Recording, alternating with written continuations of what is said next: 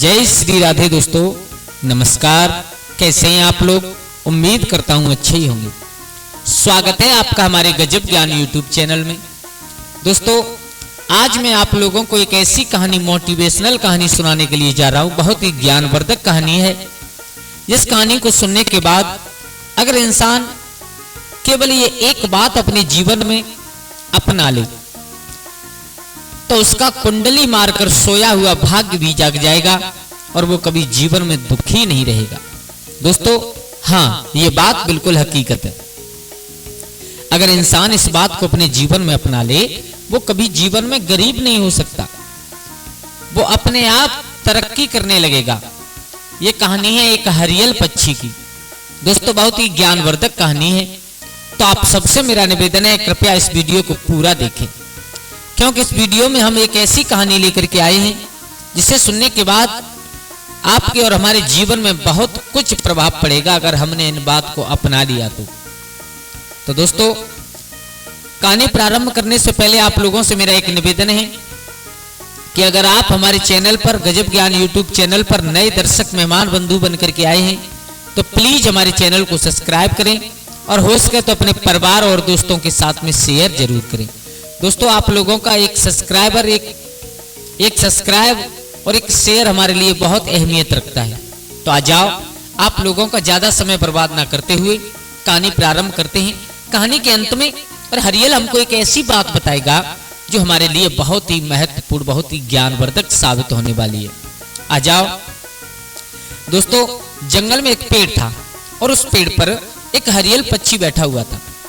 तो आप लोग जानते हो कि हरियल जो पक्षी हुआ करता है हरे कलर का, वो कभी अपना पैर जमीन पर नहीं रखता।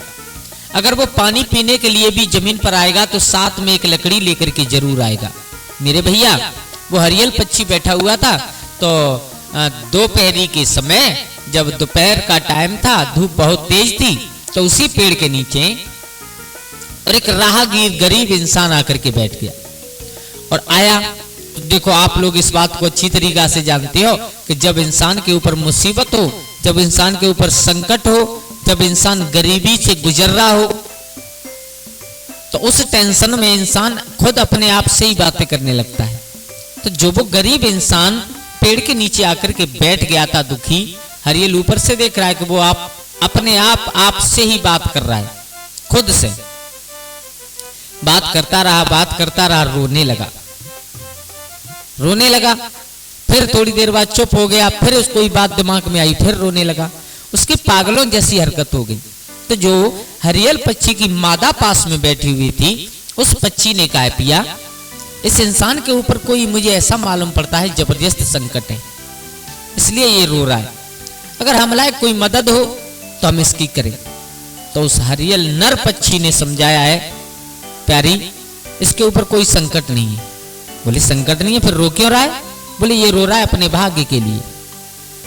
और जब हकीकत ये है कि अगर ये इंसान अपना कर्म अच्छी तरह से करने पर आ जाए तो भाग्य इसका दास बन जाएगा, किस्मत इसकी दासी बन जाएगी। और ये इंसान अपना कर्म करना नहीं चाहता है, काम करना नहीं चाहता है और अपने भाग्य के पीछे बैठा रहता है। और जो इंसान अपने भाग्य के भरोसे बैठे रहता है वो कभी जीवन में सुखी नहीं रहता।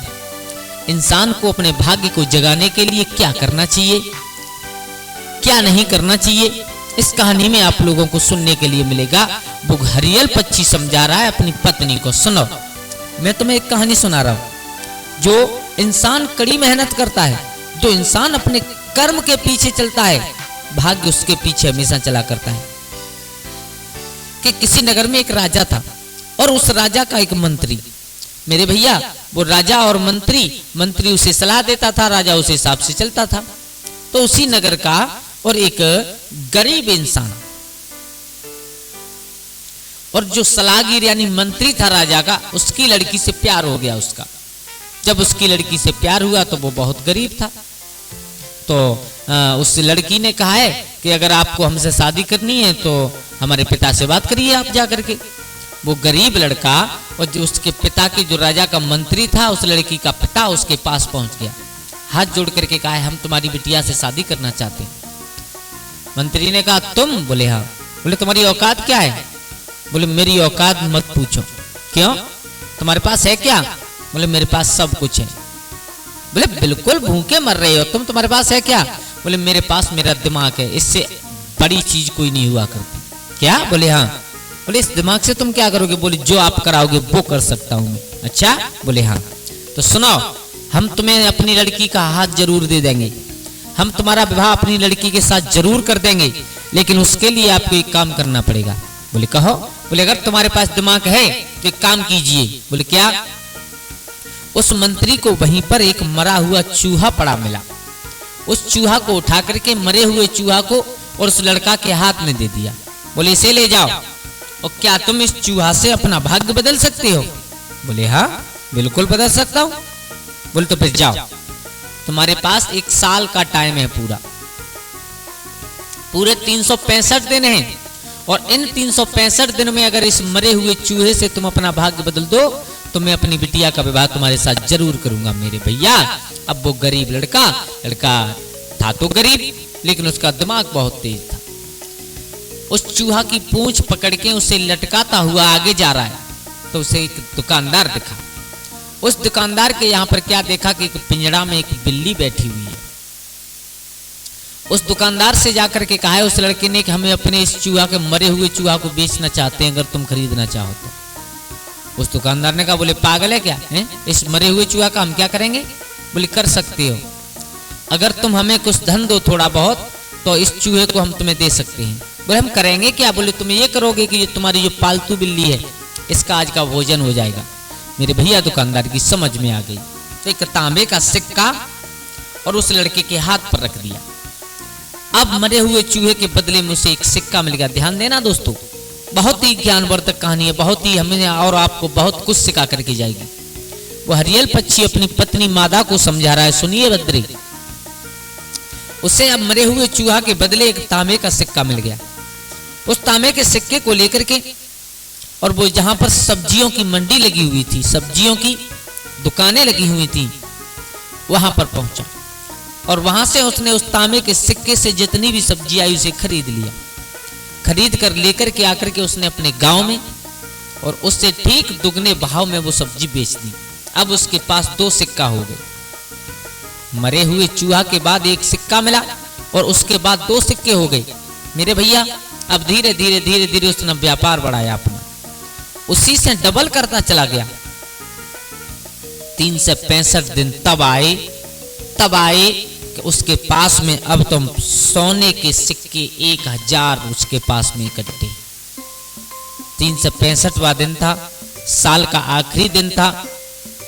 उन 1000 स्वर्ण सिक्कों को लेकर के उस मंत्री के सलाहकार के पास में गया, और उसके जाकर के हाथ पर भेंट स्वरूप रख दिए। बोले आपने कहा था कि मरे हुए चूहे से भाग्य बदल सकते हो, तो ये देखिए उसी मरे हुए चूहे की इनकम है इतनी सब। बोले क्या? बोले हाँ। बोले कैसे? सारा हाल बताया कि जो तुमने मुझे चूहा दिया था, मैंने एक दुकानदार को बेचा, उसने मुझे एक तांबे का सिक्का दिया, उससे मैंने जो कुछ खरीदा उसे डबल बेचा, उससे मैंने खरीदा वो डबल बेचा, बेच करके अपना व्यापार बढ़ा करके आज मेरे पास सब कुछ है। ये 1000 के सिक्के आपको उपहार में दे रहा हूं, अपने पास रखिए। दोस्तों उस मंत्री ने 1000 सिक्कों को देखा, बहुत खुश हो गया। सोने के सिक्कों को देखा तो बहुत खुश हो गया, और खुश होने के बाद में इतना खुश हुआ कि उसने अपनी बिटिया का विवाह खुद उसके साथ में कर दिया। तो वो हरियल पक्षी समझा रहा है, सुनिए, इंसान अगर भाग्य के भरोसे बैठा रहे कुछ नहीं होता। हमारा जो कर्म है, हमारा जो काम है, वो हमें जरूर करना चाहिए। क्यों? सबसे पहले कर्म प्रधान बताया है। हमारे गोस्वामी तुलसीदास ने भी रामचरित में लिखा है कि कर्म प्रधान विश्व रच राखा। इंसान अगर अपना कर्म करेगा तो उसका फल उसे जरूर मिलेगा। और सबसे पहला स्थान दिया है तो हमारे कर्म को दिया है।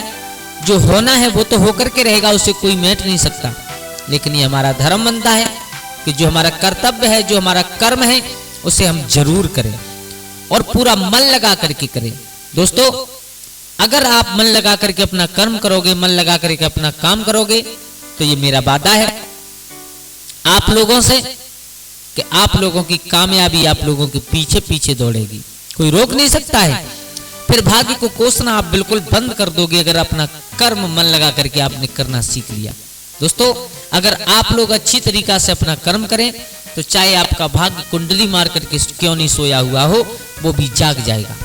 लेकिन आपने अगर अपना कर्म करना बंद कर दिया तो चाहे कितना भी आपका भाग्य तेज हो, चाहे नसीब आपका कितना भी अच्छा हो, चाहे आपका समय कितना भी अच्छा चल रहा हो, कुछ नहीं होगा।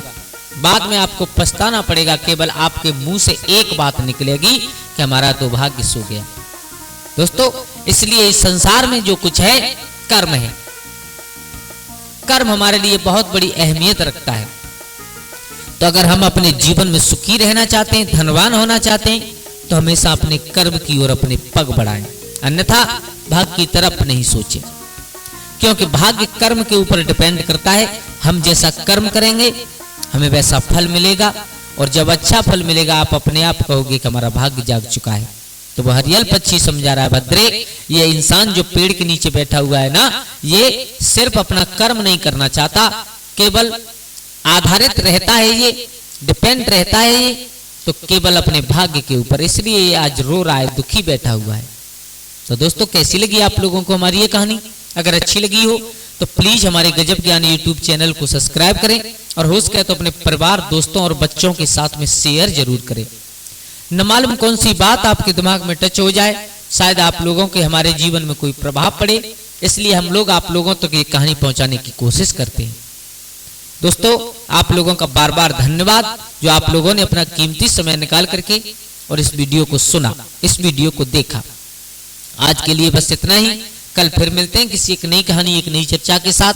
तब तक के लिए सभी लोग आनंदित रहिए, खुश रहिए। जय श्री राधे, जय श्री राम।